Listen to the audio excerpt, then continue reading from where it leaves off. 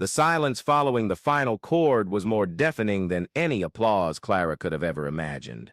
2,000 pairs of eyes fixed on her, suspended in a stillness that seemed to last an eternity before the first person rose, then another, and then the entire audience of the city hall erupted in an ovation that made the century-old columns tremble. But how had she gotten there? The woman who, just 6 months prior, was cleaning the very same hallways of this theater, invisible to the very people who now acclaimed her as the musical discovery of the decade. Clara Rodriguez was scrubbing the marble floor with mechanical movements, her knees aching from the uncomfortable position, when she heard the first chords of the morning rehearsal seep from under the door of the main auditorium. It was Thursday, 7 in the morning, and Maestro August Ferreira was conducting the City Symphony Orchestra in preparation for the gala concert at the end of the month. She paused for a moment, closing her eyes and allowing the music to completely envelop her. Mozart, Piano Concerto No. 23. Those notes danced in her memory like ghosts of a past she preferred to keep buried. "Hey you!" The cleaning lady, the gruff voice of the administrative director, Mr. Peterson, cut through the air like a knife. "We're not paying you to stand around listening to music. Finish that up and move to the next section." Clara lowered her head, murmuring an apology as she resumed her work. At 42, she had learned to make herself small, almost non-existent. Her brown hair was pulled back in a tight bun, with rebellious strands escaping to frame a face that had once been considered beautiful, but now bore the marks of fatigue and resignation. Her hands, once elegant and precise on the piano keys, were now calloused from hard work, her nails clipped short and stained by cleaning products. The navy blue uniform she wore was too large for her thin frame, making her seem even more insignificant as she walked the halls of the theater, carrying her bucket and broom. It was ironic how this place, which had once represented her greatest dreams, had now become just another necessary job to pay the bills at the end of the month. During her lunch break, Clara sat on the back steps of the theater, where she usually ate her ham sandwich while watching the street traffic. It was there that she allowed her defenses to lower, allowing the ghosts of the past to visit her without permission. She closed her eyes, and as always happened when music deeply touched her, she was transported to another time. She was 8 years old when her fingers first touched the keys of a piano. It was at Mrs. Eulalia's house, a German lady who gave private lessons in her home downtown. Clara came from a simple family. Her father, John, worked as a mechanic, and her mother, Rose, sewed clothes, but even with all the financial difficulties, they recognized their daughter's unusual talent when she played a melody she had heard on the radio by ear. "This girl has a gift," Mrs. Eulalia told her parents after the first lesson. "It's something rare, almost divine. She doesn't just play the notes, she feels them, she lives them." The teacher's eyes shone with an emotion that Clara would only understand years later. With proper training she can go very far. And so began the most intense and transformative journey of Clara's life. For 10 years, 3 times a week, she walked the 2.5 miles to Mrs. Eulalia's house, carrying in her backpack not only school books but also sheet music that she studied with the devotion of a nun. Her hands grew molded by the piano, her ears sharpened to pick up the most delicate subtleties of each composition, and her heart learned to beat to the rhythm of classical music. At 18, Clara was considered one of the most promising young pianists in the state. She had won 3 consecutive regional competitions and received a full scholarship to study at the National Conservatory in the capital. The future stretched out before her like a golden road, and she could almost touch with her fingertips the realization of all her dreams. That's when her world came crashing down. The economic crisis hit the Rodriguez family with devastating force. The workshop where her father worked closed its doors overnight, and her mother's clients began canceling sewing orders. In a matter of weeks, the family found themselves on the brink of complete financial ruin. Clara vividly remembered the night her parents sat with her in the small kitchen of their house, tears streaming down Rose's face as John, his voice choked with emotion, explained that she would need to find a job to help with the family expenses. "I know this is a lot to ask, my daughter," John said, his trembling hands holding hers. "I know you have dreams, and they're beautiful dreams, But life sometimes forces us to make choices we don't want to make. Clara looked at her parents, saw the despair in their faces, and made the decision that would haunt her for the next 24 years. "It's okay, Dad, I understand," but even as she uttered these words, she felt a part of herself slowly dying. She got a job as a receptionist at a medical clinic, and the piano gradually became a distant memory. Her hands, which once danced on the keys with the grace of a ballerina, now typed reports and organized medical files. The music still lived within her, but it was like a caged bird, flapping its wings desperately against the bars of an implacable reality. At 25, she married Robert, a kind man who worked in the finance department of a local company. He knew about her musical past, but he never truly understood the depth of Clara's passion for music. To him, it was just a past hobby, a phase she had outgrown. They had 2 children, Marina and Peter, and Clara dedicated herself entirely to motherhood, finding a new form of love and purpose in raising her children. But music never completely abandoned her. Late at night, when the whole family was asleep, she would sometimes sit by her bed and move her fingers in the air, pretending to play pieces she knew by heart, tears silently rolling down her face. It was her secret way of keeping alive the flame that once burned so intensely within her.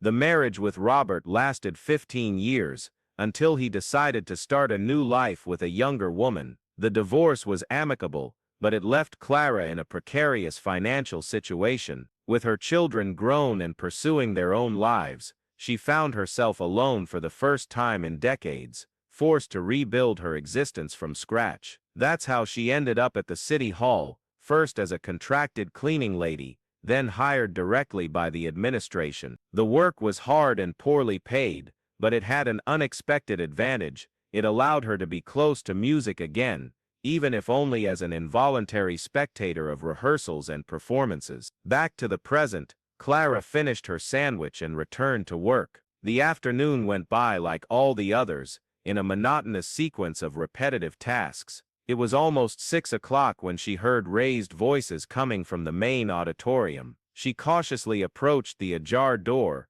and saw Maestro August Ferreira in a heated argument with Mr. Peterson. "It's impossible for you not to understand the gravity of the situation," the maestro said, gesturing dramatically. "The soloist fell ill 3 days before the most important concert of the year. Severe flu. It will be impossible for her to perform. We have 2,000 tickets sold, important sponsors confirmed, music critics from 3 states. I can't just cancel everything."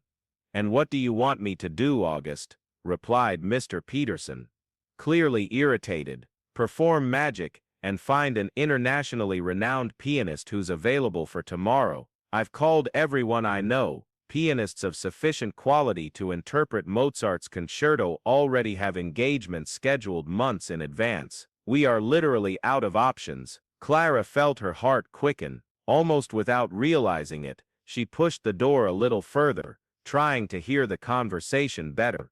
That's when she tripped over the bucket of dirty water she had left by the entrance, knocking it over with a bang that echoed throughout the auditorium. What was that? Maestro Ferreira turned quickly towards the noise, and Clara found herself exposed, her uniform soaked in dirty water, and her face red with embarrassment. "Sorry, Maestro," she murmured, quickly crouching down to pick up the bucket. "I was just—" "You weren't eavesdropping on our private conversation, were you?" Mr. Peterson's voice was full of disdain. "How many times have I told you that cleaning staff shouldn't interfere in the theater's artistic affair?" Clara felt tears stinging her eyes, but she forced herself to maintain her composure. "No, sir, I was just cleaning and—" all right, interrupted Maestro Ferreira, with an impatient gesture. "Just finish your work and let us solve this problem." Clara nodded and prepared to leave, but something inside her refused to remain silent. Perhaps it was the despair in the maestro's voice.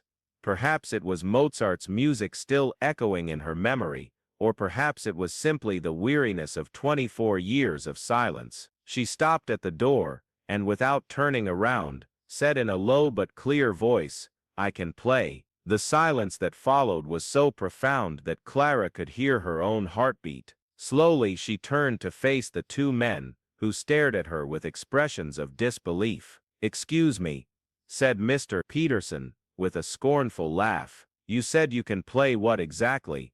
"Mozart, Piano Concerto No. 23 in a major." Clara felt her voice gaining strength, as if she were waking up from a long dream. "I studied piano for 10 years with Mrs. Eulalia Zimmerman. I won the regional Young Talents competition 3 times in a row. I know this piece by heart." Maestro Ferreira approached her, studying her face with renewed attention. "Mrs. Eulalia Zimmerman? The German woman who lived on Flower Street?" She was one of the most respected pianists of her generation. "Yes, sir. She was my teacher from 8 to 18 years old." "This is ridiculous," interrupted Mr. Peterson. "August, you can't be seriously considering putting a cleaning lady to play at the most important concert of the year. It will be a complete disaster." But the maestro continued to observe Clara with growing interest. "When was the last time you played?" The question hit Clara like a punch in the stomach. "A long time ago, maestro. 24 years, to be exact." 24 years, mister." Peterson shook his head vigorously. "Okay, that's enough. August, this is utter madness." But something in Clara's gaze must have struck a sensitive chord in the maestro's heart. "Show me," he said, walking towards the grand piano that occupied the center of the stage. "Play something. Anything." Clara hesitated for a moment, looking at her calloused and stained hands. "Maestro, I don't know if I can still—" "There's only one way to find out." With trembling steps, Clara approached the piano. It was a magnificent Steinway, its ivory keys gleaming under the theater lights. She sat on the bench, adjusted the height, and for a moment just observed the keyboard as if it were a familiar territory she hadn't visited in decades. She placed her hands on the keys, and for a few interminable seconds, nothing happened. Then slowly she began to play. Chopin, Nocturne in E-flat major. The first notes were hesitant, unsure, but as the music flowed, something magical began to happen. Clara's hands were remembering, the muscles rediscovering movements that seemed etched into her soul. The melody came alive, filling the auditorium with a moving beauty. Clara closed her eyes and allowed herself to be completely transported by the music. For a few precious minutes, she was no longer the invisible cleaning lady in her navy blue uniform. She was again the young pianist full of dreams and talent, playing with a passion that transcended any technique. Menarches icht. When the last note faded, Clara opened her eyes and found Maestro Ferreira standing beside the piano, tears streaming freely down his face. "My God," he whispered, "you don't just play, you have soul, true musical soul." Clara felt her own tears begin to well up. "Maestro, you'll play tomorrow," he said, his voice firm. "I won't accept refusal." "August, this is insane," protested Mr. Peterson. "The sponsors, the press, our reputation will be raised to a new level," the maestro replied, without taking his eyes off Clara. "This woman has a rare gift. I could feel it in the first notes she played." Clara shook her head, still in shock. "Maestro, it's been 24 years without professional practice. I might make mistakes. I might not be able to—" "The Mozart you mentioned," he interrupted. "Can you play it now?" Clara took a deep breath, placed her hands on the keys and began. The first chords of Concerto No. 23 emerged from the piano with surprising force and precision. It was as if the music had remained dormant in her hands all these years, waiting only for the right moment to resurface. She played for 15 uninterrupted minutes, navigating the complex score with an ease that surprised her. It wasn't perfect. Her hands occasionally hesitated. Some passages sounded slightly unsure, but the essence of the music was there, pure and powerful. When she finished, Maestro Ferreira clapped slowly. 9 o'clock tomorrow morning, general rehearsal with the orchestra. 7 o'clock in the evening, performance. Are you ready? Clara looked at her hands, then at the man who had just changed her life with a few words. "I don't have appropriate clothes for a performance." "That's easily solved," he said, waving it off as if it were an insignificant detail. The important thing is that you accept. Will you accept? For a moment Clara saw herself again as that 18-year-old girl, standing at the crossroads between her dreams and her family's needs. This time, however, only she had the power to decide. Yes, maestro, I accept. The night was the longest of Clara's life. She returned to her small apartment in a distant suburb and spent hours practicing on the cheap digital piano she had bought years ago for her children. Her hands ached. Her muscles protested against the effort, but she persisted, reviewing each passage, each ornament, each change of dynamics. The next day, when she arrived at the city hall for the general rehearsal, she found a surprise waiting for her. Maestro Ferreira had hired a makeup artist and a fashion consultant, who transformed Clara into an elegant version of herself. The black concert dress enhanced her silhouette. Her hair was styled in a sophisticated updo, and subtle makeup highlighted her expressive eyes. "You're beautiful," the maestro said when he saw her. "Now let's see how you perform with the orchestra." The general rehearsal was a moment of pure magic. Clara sat at the piano surrounded by 50 professional musicians, all following her interpretation of Mozart's masterpiece. There were small discrepancies, moments of hesitation, but also moments of perfect musical communion that made her heart race with excitement. "That's it," exclaimed the maestro after a particularly brilliant passage. "Can you feel it? Can you hear it? This is true music, music that springs from the soul." Clara smiled, and for the first time in 24 years she felt completely alive. The hours leading up to the performance passed in a blur of nervousness and expectation. Clara tried to eat something, but her stomach was too upset. She walked the corridors of the city hall, now seeing it with completely different eyes. It was no longer just the place where she worked. It was the stage where her life would be transformed forever. If you've come this far in this story, it's because, like Clara, you believe it's never too late to start over.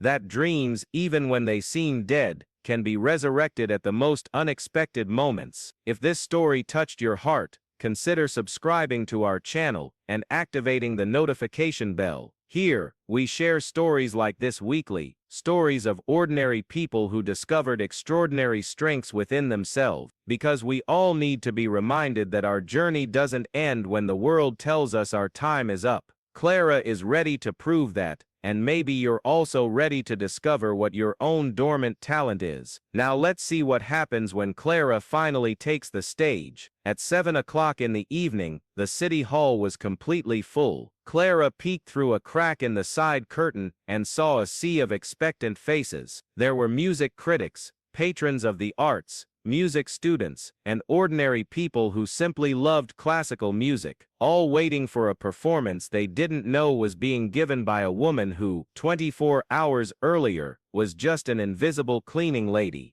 Maestro Ferreira approached her in the final moments before the entrance. "How are you feeling?" "Terrified," Clara admitted, with a nervous smile, "but also alive. More alive than I've felt in decades." "That's all that matters," he said, placing a comforting hand on her shoulder. "Remember, you're not playing to impress anyone. You're playing because the music lives within you and needs to be released." The orchestra took their seats, the murmurs of the audience transforming into an expectant silence, and Clara walked toward the piano. Her steps echoed through the auditorium, each footfall a declaration that she belonged there. She sat on the bench, adjusted her posture, and looked at the conductor. He raised his baton. Their eyes met for a timeless moment, and then he began. The first orchestral chords of Mozart filled the hall, and Clara felt every cell in her body respond to the music. When it was her turn to join in, she closed her eyes for a moment, took a deep breath, and let her hands find the keys. The first note she played was perfect, clear and clean. It was laden with all the emotion she had accumulated over 24 years of silence. From that moment on, she was no longer aware of the audience, the hall, or even herself. There was only the music, flowing through her like a river finally finding its way to the sea. She navigated the movements of the piece with a passion and technique that surprised even Maestro Ferreira. Each musical phrase was a revelation, each virtuosic passage a demonstration that true talent never dies, it only waits for the right opportunity to resurface. In the slow movement, when Mozart allows the piano to engage in an intimate dialogue with some of the orchestral instruments, Clara found an emotional depth she didn't know she possessed. Her hands told a story of dreams lost and found, of sacrifices and redemption, of a woman who had forgotten who she truly was until the music reminded her. The final movement was an explosion of pure joy. Clara attacked the most difficult passages with ferocious confidence, as if she were liberating decades of pent-up music. The orchestra responded to her energy, and together they created a performance that was both technically impeccable and emotionally devastating. When the last note sounded and faded into the silence of the hall, Clara remained motionless for a few seconds, still connected to the music that had just sprung from her hands. Then slowly, she opened her eyes and saw 2,000 people standing, applauding with an intensity that made the walls tremble. Tears streamed freely down her face as she rose and acknowledged the audience. Maestro Ferreira approached her, also weeping, and embraced her tightly. "You just gave one of the most beautiful performances I've ever had the privilege of conducting," he whispered in her ear. "Welcome back to your true home." In the front row, Clara noticed an elderly man applauding with tears in his eyes. Something about his face seemed familiar, and when he waved to her, she recognized the music critic, Bernard Santos, the same one who had praised her performance at the regional competition 24 years earlier. He remembered her. After the concert, Clara was surrounded by people wanting to congratulate her, to meet her, to understand how an unknown had delivered such an extraordinary performance. Mr. Peterson, who had vehemently opposed her participation, approached her with an expression of deep humility. "Clara," he said, extending his hand, "I apologize. I was completely wrong, and you were completely right. It was an honor to have you play in our hall." Clara shook his hand without resentment.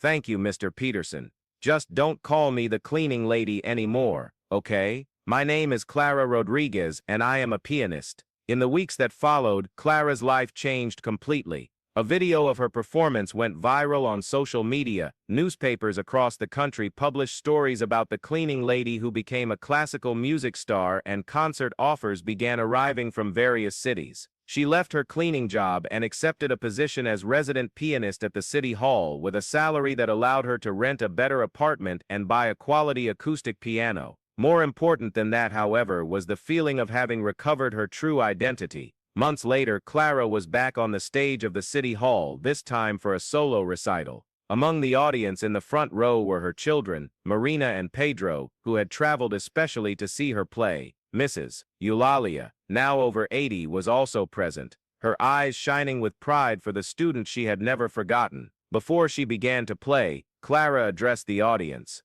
"A few months ago, I was an invisible person in this hall. I cleaned these very corridors, these very seats where you are sitting now. For 24 years I believed that my story with music was over, that my dreams belonged only to the past." She paused, looking at the piano that awaited her. "I learned that it's never too late to remember who we really are, that the talents we carry within us don't die, they just patiently wait for the right moment to resurface. This music you are going to hear today is not just mine, it's for all of us who have forgotten our own gifts, who have surrendered to circumstances, who have believed that our time has passed." Clara sat down at the piano and placed her hands on the keys. "This is for everyone who still has a sleeping dream in their heart. It's never too late to awaken it." And then she began to play, and her music filled the hall once more, reminding everyone present that true magic happens when we have the courage to embrace who we truly are, regardless of how much time has passed or how many obstacles have appeared in our path. Clara Rodriguez was no longer the invisible cleaning lady. She was a pianist, an artist, a woman who had found her way back home, and as her hands danced over the keys, she knew she would never allow her music to fall silent again. The ovation that followed lasted a full 10 minutes, but for Clara, it lasted a lifetime. A lifetime that had finally begun the moment she decided to no longer hide who she truly was. The silence that had defined her for so long had been broken forever, replaced by the symphony of a soul that had finally found its true purpose.